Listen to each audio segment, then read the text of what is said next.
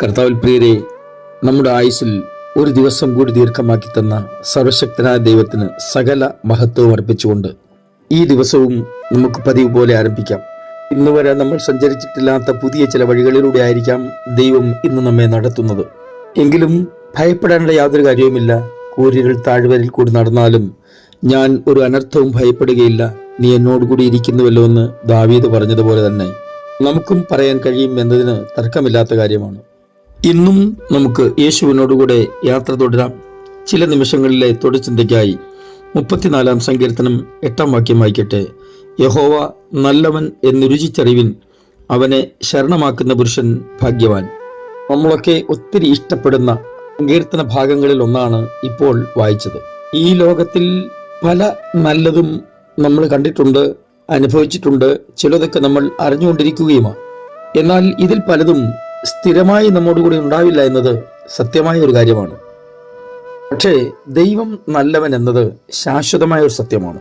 തന്നെ ആശ്രയിക്കുന്നവരെ നല്ലോണം അറിയുന്ന ഒരു ദൈവമാണ് നമ്മുടെ ദൈവം. ദൈവത്തിൽ വിശ്വസിക്കുകയും ദൈവത്തോട് ചേർന്ന് നടക്കുകയും ചെയ്യുന്ന ഏതൊരാളെയും ദൈവം ഒരിക്കലും കൈവിടുകയില്ല എന്നത് മനസ്സിലാക്കി തരുന്ന ഒരു സംഭവ കഥയുണ്ട്. അമേരിക്കയിലെ വെർമണ്ട് എന്ന സ്ഥലത്ത് ഏകദേശം 130ഓളം വർഷങ്ങൾക്ക് മുമ്പ് നടന്നൊരു സംഭവമാണ്. ഒരു സാധു കുടുംബത്തിൽ പിറന്ന ജോൺ ടോഡ് എന്ന ആളുടെ ജീവിത കഥയാണത്. എന്നെ കൂടാതെ 7 മക്കൾ കൂടിയുണ്ട് തൻ്റെ മാതാപിതാക്കൾക്ക്. സാമ്പത്തികമായി വലിയ ഭദ്രതയൊന്നും ഉള്ളവരല്ല. ജോൺ ടോഡിന്റെ ചെറിയ പ്രായത്തിൽ തന്നെ കുടുംബത്തിൽ ഓരോ നിലകളിലുള്ള അനർത്ഥങ്ങൾ ഉണ്ടാകാൻ തുടങ്ങി.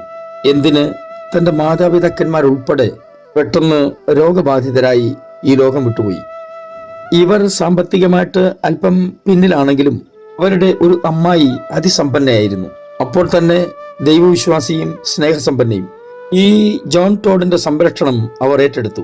ഇവരുടെ വീട്ടിലേക്ക് ജോൺ ടോഡിനെ കൊണ്ടുപോകുവാൻ വേണ്ടി അവർ അയച്ച ഒരു കുതിരവണ്ടി അവരുടെ വീട്ടിലെത്തി.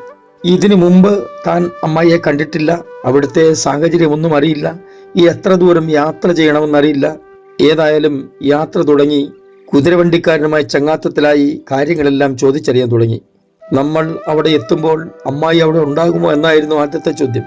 അവിടെ എനിക്ക് താമസിക്കാൻ എന്തെങ്കിലും പ്രയാസമുണ്ടാകുമോ? അവർക്ക് എന്നോട് സ്നേഹമായിരിക്കുമോ? എനിക്ക് പ്രത്യേകിച്ചൊരു മുറി ഉണ്ടാകുമോ? പട്ടിക്കുട്ടികളെ വളരെ ഇഷ്ടമുള്ള തനിക്ക് ഒരു പട്ടിക്കുട്ടിയെ വളർത്താനുള്ള സാഹചര്യം കിട്ടുമോ? ഈ ചോദ്യങ്ങൾക്കെല്ലാം അവന് വളരെ ഇഷ്ടപ്പെടുന്നതും സന്തോഷം നൽകുന്നതുമായ മറുപടിയാണ് ഈ കുതിരവണ്ടിക്കാരൻ നൽകിയത്. ആയാലും അവർ വീട്ടിലെത്തി. ഈ കുതിരവണ്ടിക്കാരൻ പറഞ്ഞ പോലെ തന്നെ വളരെ ഹൃദ്യമായി സ്നേഹത്തോടെ ഈ ചെറിയ ബാലനെ അവർ വീട്ടിൽ കൈക്കൊണ്ടു. വളരെ ദൈവകൃപയിലും ദൈവഭക്തിയിലും അവനെ വളർത്തി. അവൻ ഒരു പുരോഹിതനായി തീർന്നു. തൻ്റെ സ്വന്തം അമ്മയെപ്പോലെ തന്നെ സ്നേഹിച്ച ഈ അമ്മായിയോട് തനിക്കും വലിയ സ്നേഹമായിരുന്നു. ചില വർഷങ്ങൾ പിന്നിട്ടപ്പോൾ ഇദ്ദേഹം ദൂരെ ഒരു സ്ഥലത്ത് സേവനമനുഷ്ഠിക്കാനായിട്ട് കടന്നു പോകേണ്ടി വന്നു. ആളുകൾ പിന്നെയും കുറെ മുന്നോട്ട് പോയി. ഒരു ദിവസം തനിക്ക് അമ്മായിയുടെ ഒരു കത്ത് കിട്ടി. ആ കത്തിന്റെ ഉള്ളടക്കം തന്നെ വല്ലാതെ വേദനിപ്പിച്ചു. തൻ്റെ മരണം അടുത്തിരിക്കുകയാണെന്നും ആരോഗ്യപരമായിട്ട് അല്പം പോലും തനിക്ക് ജീവിക്കാൻ പറ്റുമോ എന്ന് തോന്നുന്നില്ല എന്നും ഇനി എത്ര നാളുകൾ ജീവിച്ചിരിക്കുമെന്നൊന്നും അറിയില്ല, ഇങ്ങനെയുള്ള കാര്യങ്ങളാണ് ആ കത്തിൽ എഴുതിയിരുന്നത്. തനിക്ക് ലഭിച്ചിരിക്കുന്ന ദൈവനിയോഗപ്രകാരം താൻ അവിടെ ശുശ്രൂഷയിലാണ്. പെട്ടെന്ന് അമ്മായിയുടെ അടുക്കലേക്ക് ഓടി ചെല്ലാനും പറ്റില്ല. താൻ തന്നെ സ്നേഹത്തോടെ വളർത്തിക്കൊണ്ടുവന്ന് ഈ നിലയിലാക്കിയ അമ്മായിക്ക് ഒരു കത്തെഴുതി. പ്രിയപ്പെട്ട അമ്മായി, വർഷങ്ങൾക്ക് മുമ്പ് ഞാൻ ഒരു മരണവീട് വിട്ട് പുറപ്പെട്ട് ഇങ്ങോട്ട് പോകുന്നുവെന്ന് നിശ്ചയമില്ലാതെ എൻ്റെ സംരക്ഷണമോ ആരെങ്കിലും എനിക്ക് വേണ്ടി ഉണ്ടാകുമോ എന്നൊന്നും വ്യക്തമായ ഒരു കാഴ്ചപ്പാടുമില്ലാതെ ഒരു യാത്ര ആരംഭിച്ച് എത്തിയത് അമ്മായിയുടെ അടുക്കല. അമ്മായി എന്നെ ആലിംഗനം ചെയ്ത് സ്നേഹത്തോടെ വീട്ടിൽ കൈക്കൊണ്ടതും എന്നെ വളർത്തി വലുതാക്കി ഒരു പുരോഹിതനായി ആക്കിയതുമൊക്കെ ഞാൻ ഓർക്കുന്നു. ഇപ്പോൾ അമ്മായിയുടെ അവസരമാണ്. അതായത് അമ്മായി ഇപ്പോൾ ഒരു യാത്ര പോകുവാൻ ആരംഭിക്കുന്നു. ഇവിടെ ഉന്നതത്തിൽ സർവശക്തനായ ദൈവം അമ്മായിയെ കാത്തിരിക്കുന്നുണ്ട്. അമ്മായിക്ക് വേണ്ടി ക്രമീകരിച്ചിരിക്കുന്ന മുറി ഒരുക്കപ്പെട്ടിട്ടുണ്ട്, വാതിൽ തുറന്നിട്ടിട്ടുണ്ട്. നല്ല വെളിച്ചവും സ്വസ്ഥമായ അന്തരീക്ഷവുമുള്ള ആ സ്ഥലം അമ്മായിക്ക് ഇവിടേക്കാൾ കൂടുതൽ, അല്ലെങ്കിൽ ഇവിടത്തേക്കാൾ കൂടുതൽ സന്തോഷം നൽകുകയുള്ളൂ. ആകയാൽ ധൈര്യപ്പെടുക. തിരുവചനത്തിൽ വായിക്കുന്നത് പോലെ യഹോവ നല്ലവൻ എന്ന് രുചിച്ചറിവിൻ, അവനെ ശരണമാക്കുന്ന പുരുഷൻ ഭാഗ്യവാൻ. അമ്മായി വെറും ഭാഗ്യ അനുഭവമല്ല, മഹാഭാഗ്യവതിയാണ്. നമുക്കും ഇതിൽ നിന്ന് ഒരു പാഠം പഠിക്കാനുണ്ട്. ഇവിടെ ഒന്നും ശാശ്വതമല്ല. ഇതൊന്നും തിരിച്ചറിയാതെയാണ് ഇവിടെ പലരും പലതും വെട്ടിപ്പിടിക്കാനും പലരെയും തോൽപ്പിക്കാനും സ്വാർത്ഥ താല്പര്യങ്ങൾ സംരക്ഷിക്കാനും ഒക്കെ ശ്രമിക്കുന്നത്.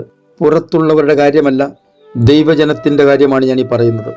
ഇവിടെ എന്തെല്ലാം വെട്ടിപ്പിടിച്ചാലും, ഇവിടെ ആരെയെല്ലാം തോൽപ്പിച്ചാലും, അവിടെ നമുക്കൊരു മുറിയില്ലെങ്കിൽ, ഒരു ഭവനമില്ലെങ്കിൽ, ഇവിടെ നമ്മൾ ചെയ്തതെല്ലാം വെറും വെള്ളത്തിൽ വരച്ച വര പോലെ മാത്രമേ ആവുകയുള്ളൂ. ആകയാൽ അപ്പോസ്തലനായ പൗലോസ് പറയുന്നത് പോലെ നിങ്ങൾ ചെയ്യുന്നതെല്ലാം സ്നേഹത്തിൽ ചെയ്യുവിൻ. ഇനി എത്ര നാൾ നമ്മളൊക്കെ ഇവിടെ ഉണ്ടെന്ന് ആർക്കറിയാം. തികഞ്ഞ പ്രത്യാശയോടെ നിർവ്യാജ സ്നേഹം പങ്കിട്ട് നമുക്ക് കർത്താവിൽ ശരണപ്പെട്ട് ജീവിക്കാൻ ശ്രമിക്കാം. സ്വർഗീയ പിതാവേ, എല്ലാ പ്രിയ മക്കൾക്കായിട്ടും സ്തോത്രം. നല്ല ദൈവമായ അങ്ങയെ സേവിപ്പാനും ആശ്രയിപ്പാനും ഞങ്ങൾക്ക് തന്നിരിക്കുന്ന ഈ അവസരത്തിനായിട്ട് സ്തോത്രം. ജീവിതാവസാനം വരെ അങ്ങയെ സ്നേഹിച്ച് വചനപ്രകാരം നിൽപ്പാൻ ഞങ്ങളെ സഹായിക്കണമേ. യേശു ക്രിസ്തുവിൻ്റെ പുണ്യനാമത്തിൽ തന്നെ ആമീൻ.